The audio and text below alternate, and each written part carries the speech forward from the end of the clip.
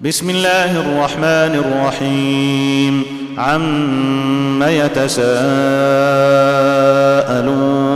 عن النبأ العظيم الذي هم فيه مختلفون كلا سيعلمون ثم كلا سيعلمون ألم نجعل الأرض مهادا والجبال أوتادا وخلقناكم أزواجا وجعلنا نومكم سباتا وجعلنا الليل لباسا وجعلنا النهار معاشا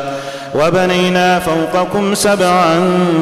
شدادا وجعلنا سراجا وهاجا وأنزلنا من المعصرات ماء ثجاجا لنخرج به حبا ونباتا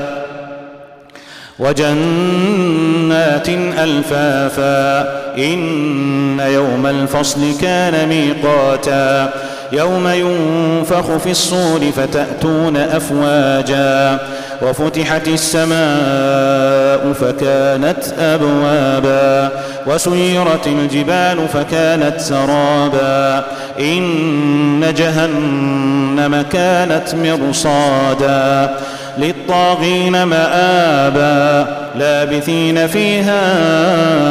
أحقابا لا يذوقون فيها بردا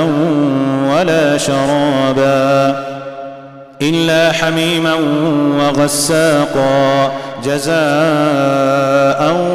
وفاقا إنهم كانوا لا يرجون حسابا وكذبوا بآياتنا كذابا وكل شيء أحصيناه كتابا فذوقوا فلن نزيدكم إلا عذابا إن للمتقين مفازا حدائق وأعنابا وكواعب أترابا وكأسا دهاقا لا يسمعون فيها لغوا ولا كذابا جزاء من ربك عطاء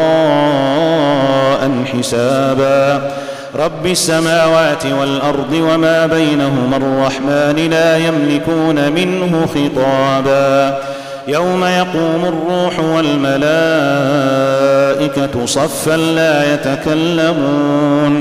لا يتكلمون إلا من أذن له الرحمن وقال صوابا ذلك اليوم الحق فمن شاء اتخذ إلى ربه مآبا إنا أنذرناكم عذابا قريبا يوم ينظر المرء ما قدمت يداه ويقول الكافر يا ليتني كنت ترابا.